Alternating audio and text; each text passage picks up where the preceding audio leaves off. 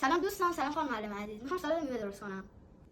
مواد لازم: حداقل 4 تا 5 عدد توت فرنگی، 1 عدد موز و 1/2 ملون یا سالبی نیاز داریم. خب الان باید ما تمام میوه‌هایی که داریم خرد کنیم. از توت فرنگی شروع کنیم.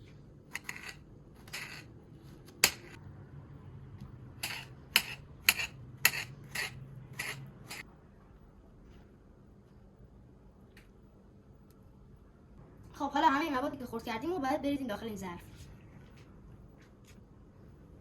و بعد هم بزنیم و هم مخلوط کنیم.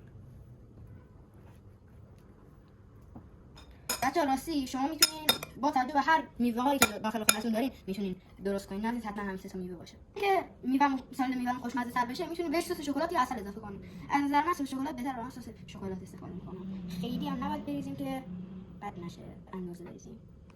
سس شکلات ریختم، الان همش میزنم.